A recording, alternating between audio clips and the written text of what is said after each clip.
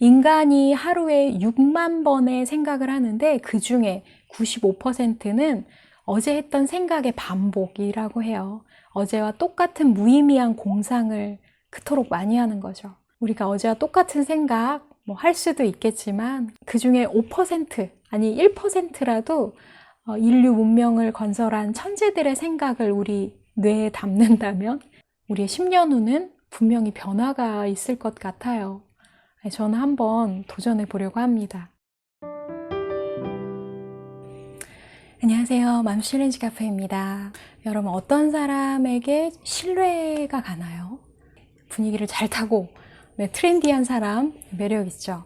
하지만 한결같은 사람이 정말 믿었고 오랫동안 곁에 두고 싶지 않나 싶어요. 한결같다라는 말을 다른 말로 표현해 보자면 자기만의 철학이 있다 라고 할 수 있지 않을까 싶은데요.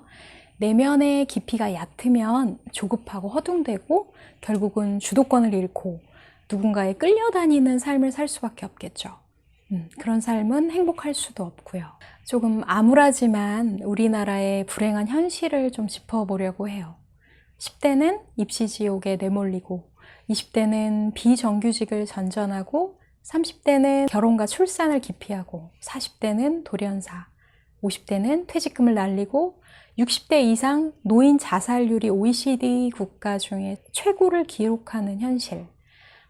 행복과는 좀 거리가 멀죠. 그토록 열심히 공부하고 노력해서 들어간 회사와 대학교, 대학과 회사. 하지만 경험해 보면 막상 10대와 20대를 통째로 희생할 정도로 가치 있는 곳인가? 이것에 대해 동의할 수 있는 사람은 그리 많지 않다고 생각해요.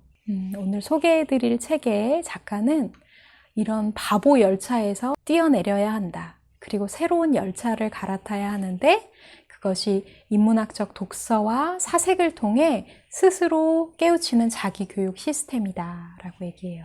누군가에게 끌려다니는 삶이 아닌 내가 스스로 생각하고 확신해서 선택하고 그렇게 살아가는 나다운 삶, 나로 살아가는 삶. 인문학은 그렇게 우리 내면의 깊이와 위대함을 만들어주죠. 오늘 소개해드릴 책은 이지성 작가의 Eight Think인데요. 책에 나오는 이 이야기가 더 늦기 전에 어서 인문학을 시작해 라고 저를 체근하는 듯한 그런 강력한 동기부여가 됐는데요. 역시 이지성 작가님은 인문학 영업왕이신 것 같아요.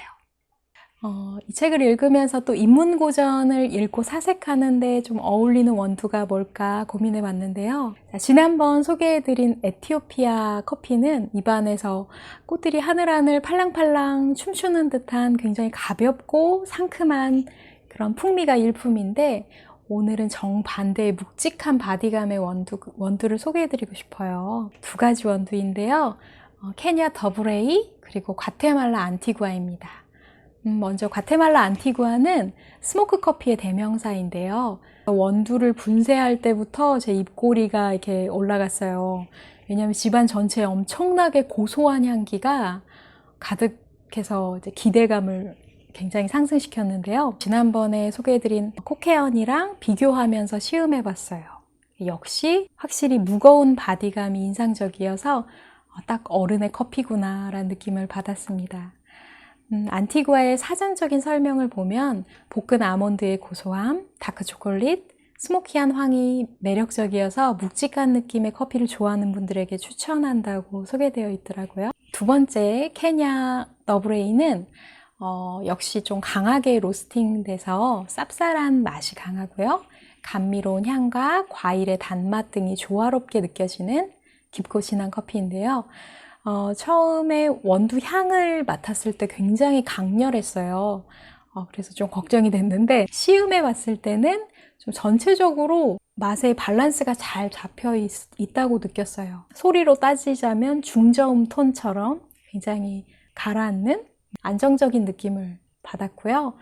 이 케냐 커피에 대해서 사람들이 우리가 커피에 대해서 기대하는 거의 모든 것을 가지고 있다라고 말하는데 그 말이 좀 이해가 되더라고요. 저는 이 두 가지 원두 중에 케냐 더브레이가 더 마음에 들었는데요. 안티구아의 고소한 향은 좋은데 그 알싸한 스모크 향이 좀 책에 집중하는데 좀 방해가 됐어요. 그래서 스모크 향이 저에게 익숙하진 않더라고요. 자, 이제 본격적으로 에이트 띵크 리뷰에 들어가자면요. 이 책의 부제가 인공지능의 딥러닝을 이기는 동서양 천재들의 생각법. 작년 2019년 10월에 에이트란 책을 출간하신 그 후속작이에요. 전작 에이트에서 말하는 핵심은 AI와 인간이 구별되고 또 AI를 지배할 수 있는 인간의 능력은 두 가지인데 바로 공감 능력과 창조적 상상력이에요. 이 두 가지 능력, 공감 능력과 창조적 상상력은 어떻게 얻을 수 있나? 그게 바로 think를 통해서만 얻을 수 있다. 그래서 think는 무엇인가? 어떻게 think하는 뇌를 만들 수 있는가를 풀어놓은 게 오늘 소개해드릴 에이트 think입니다. 인문학과 AI 무슨 상관이야? 라고 의아해하실 수 있어요. 그런데 인공지능을 발명한, 창조한 그런 과학자들의 실체를 파헤쳐 보니까 모두 인문학에 깊은 조예를 가진 사람이었다는 거죠. 인류 역사에 큰 획을 그었던 천재들의 인문학적 배경, 그 공부법에 대해서 소개하고 있는데요. AI가 최근에서야 많이 회자되고 또 갑자기 등장한 것 같지만 인공지능의 역사는 사실 1842년부터 시작되었다고 해요. 우리나라로 따지면 조선 후기, 추사 김정희 선생님이 활동하셨던 시기인데요. 인공지능의 가능성을 최초로 언급한 최초의 프로그래머이자 수학자였던 에이다 러브레이스는 인문학과 예술이 어우러진 파티를 최고의 즐거움으로 삼았던 뼛속 깊은 인문학자였다고 해요. 또 여러분이 잘 아시는 빌 게이츠, 폴 앨런, 스티브 발머가 함께 창업한 마이크로소프트사.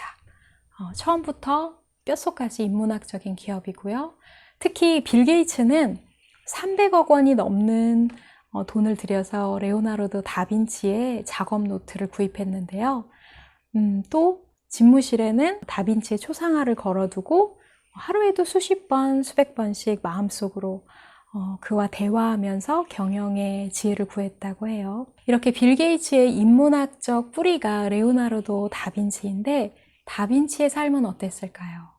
다빈치 역시 인문고전에 엄청난 열정을 갖고 독학한 것을 볼 수 있는데요. 36세, 비교적 굉장히 늦은 나이에 인문학을 시작했다고 해요. 하지만 원전을 읽기 위해서 라틴어를 공부하고 또 아이돌 가수에게 완전히 빠진 팬처럼 좋아하는 작가의 작품을 읽고 쓰고 또 가능하다면 직접 만나서 교류하면서 폭발적으로 성장했다고 해요. 처음에는 5권으로 꾸렸던 인문학 서재가 나중에는 200여 권, 당대 최고 수준의 인문학자들도 소장하기 힘든 분량의 인문고전을 소장했다고 해요. 그런 인문학 공부와 사색이 그의 작품 활동에 지대한 영향을 미쳤던 건 두말할 나위도 없겠죠. 또 다른 예로 아인슈타인의 자기교육 인문학 공부법도 소개되고 있는데 10가지 공부법 중에 아주 재미있었던 게 토론을 아주 즐겨 했다고 해요. 그래서 구직 시절에 주변에 토론할 사람이 없어서 광고를 냈대요. 신문 광고를 내서 올림피아 아카데미라는 토론 모임을 만들고 특허청에 취직한 후에도 주말에는 무조건 토론 그리고 평일 점심시간에도 물리학, 철학 토론을 벌였다고 합니다. 심지어는 자기가 즐겨 토론했던 친구를 취직시켜요. 그래서 매일같이 철학과 물리학 토론을 벌였고 이런 토론을 통해서 상대성 이론의 핵심 아이디어를 도출해낼 수 있었다고 합니다. 이렇게 과거, 현재의 문명을 창조해낸 천재들 그리고 지금도 다가올 미래를 설계하고 선도해가는 과학자, 지도자들은 모두 이 think, 인문학적 생각 회로를 갖고 있다는 거죠. 그래서 think는 서양 문명의 과거, 현재, 미래 그 자체다라고 말하고 있습니다. 이지성 작가도 인문학을 치열하게 공부하면서 포토그래픽 메모리 능력을 갖게 되었다고 하는데요. 서류가 눈앞에 있으면 사진으로 찍어내듯이 완벽하게 기억할 수 있는 슈퍼메모리, 순간 기억 능력이라고 해요. 그래서 30년 경력의 선배 교사가 3, 4일에 걸쳐서 처리할 수 있는 그런 업무를 자기는 고작 2-3시간 만에 아주 효율적으로 해결을 할 수 있어서 그 남은 시간에는 바쁜 교사 활동을 하면서도 많은 책들을 쓸 수 있었던 거죠. 이런 능력은 천재적으로 막 타고났기도 하지만 이지성 작가처럼 후천적으로 개발되기도 하고, 또 중요한 건 내 두뇌가 천재적이라고 믿을 때만 발휘될 수 있대요. 그 예로 점프개미의 이야기를 하는데요. 여왕개미가 죽으면 그 자리를 다른 개미가 채워야 하잖아요.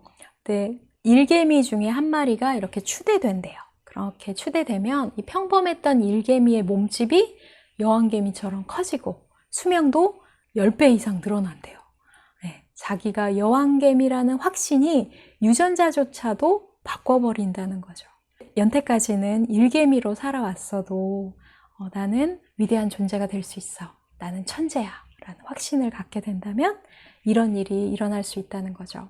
또 그렇게 생각만 하면은 달라지지 않겠죠. 자기가 특별한 존재가 되고 싶다면 자신에게 특별해질 기회를, 환경을 제공해야 하는데, 매일 나의 두뇌가 위대한 사상가들의 작품을 만나고 또 곱씹는다면, 또 우리의 두 귀가 종일 위대한 음악을 듣는다면, 또 매일 우리의 두 눈이 위대한 미술 작품들을 감상한다면 어떻게 될까요? 그래서 매일 매순간 힘써서 위대한 것들과 만나라. 우리 자신이 그렇게 위대함이라는 용광로에 푹 담가라 라고 이야기합니다. 또 이 책에서 인상적이었던 부분이 우리가 여지까지 받아왔던 교육의 문제, 우리나라의 교육 시스템이 고장난 시점이 일제강점기잖아요. 이 일제강점기 때부터 암기식, 주입식 교육이 시작됐죠. 반면에 다산 정약용 선생님이 극찬했던 연표로 역사를 공부하는 연표 공부법이 사라졌다고 해요. 이 피지배계층이 똑똑하면 굉장히 골치 아프잖아요. 아주 단순하고 자신들이 만든 질서에 순응하도록 생각할 줄 모르는 바보로 만들기 위해서 우리나라 역사와 세계 역사를 분리시켜서 공부를 시킨 거죠. 그래서 생각을 아주 단순화시키고 한 면만 보도록 만들었다고 합니다. 독일도 한때 세계 최고의 주입식 교육을 해왔는데 하루아침에 망하고 나니까 지도자들이 자각을 하고 자성하게 된 거죠. 그 원인을 치열하게 분석해보고 자성해보니까 잘못된 교육 때문이구나, 그런 결론을 내리고 그 이후 독일은 최고 수준의 인문학적 교육을 시작했다고 합니다. 우리나라는 지금도 일제강점기의 유물처럼 주입식, 암기식 교육 시스템이 잔재하고 있죠. 하루아침에 바뀌기란 쉽지 않고, 또 우리는 교육을 받을 만큼 받았잖아요. 네, 우리 스스로 이제 한 달에 한 권이라도 인문고전을 읽고 사색하고 토론하는 그런 문화를 만드는 게 더 현명하겠죠. 이지성 작가가 자신의 어린 시절을 회상하면서 어린 시절 자기도 자기가 뭘 원하는지, 어떤 삶을 원하고 그 원하는 삶을 살려면 어떻게 해야 될지 모르는 바보, 멍청이로 살았다고 해요. 그냥 아버지가 시키는 대로 교대에 들어가고 내 인생을 망칠 수도 있는 아주 중요한 진로 문제를 맞닥뜨리고 치열하게 고민하는 대신에 TV 속으로 도피하기 바빴다고. 그렇게 생각 없이 산 대가로 무려 15년 가까이 자기가 원하지 않은 일을 하면서 고통받아야 했다고 이야기합니다. 그런데 20살 때 플라톤의 대화편을 읽으면서 소크라테스를 만났어요. 생애 최초로 이성을 사용해서 생각이라는 걸 하게 되고 그 짧은 만남이 인생의 혁명적인 변화를 일으켰다고 말합니다. 제가 이 대목을 읽으면서 나도 이 작가를 변화시킨 플라톤의 대화편을 너무 읽고 싶더라고요. 그래서 이 에트 띵크랑 플라톤의 대화를 같이 동시에 읽었는데요. 제가 중어중문학을 전공해서 동양 철학의 바탕만 있었거든요. 서양 철학을 따로 공부하지도 못했고 좀 부끄럽게도 그런데 이번에 서양 철학의 아버지 소크라테스를 만나면서 기원전 400년 전 정말 옛날 사람인데 이토록 합리적으로 이성적으로 논리적으로 사고하다니 정말 감탄스러웠어요. 그래서 동양 철학과는 또 다른 서양 철학의 새로운 세계를 접할 수 있었는데요. 물론 몇 번 읽어도 이해가 안 되는 대목들도 굉장히 많고 막 사경을 헤매고 막 졸고 그랬던 시간이 많지만 어찌 됐든 간에 꾹 참고 끝까지 읽어냈더니 마치 에베레스트 산을 정복한 것만큼 굉장히 성취감 있고 감탄스럽더라고요. 저도 그렇게 이지성 작가님을 통해서 인문학 어린이, 일린이가 됐습니다. 우리가 트렌디한 베스트셀러도 도움이 되겠지만 우리가 내실 있고 깊이 있는 성장을 하기 위해서는 인문고전, 독서와 사색이 정말 필요하구나. 앞으로 제 채널에서도 인문고전 꾸준히 읽고 같이 나눠야겠다라는 생각을 했어요. 플라톤의 대화편은 다음에 리뷰하도록 하겠습니다. 최대한 지루하지 않게 하도록 노력할게요. 여러분도 저처럼 이 책을 통해서 인문고전에 시작하시고 또 여러분만의 인문고전 독서 지도를 만드시는데 도움이 되었으면 좋겠어요. 제가 오늘 인문학 영업을 잘 했나 모르겠네요. 오늘 제 리뷰가 도움이 되셨다면 좋아요와 구독 부탁드리고요. 오늘도 시청해주신 여러분 너무너무 감사합니다. 행복하고 즐거운 가을날 되시기 바랍니다. 건강하세요.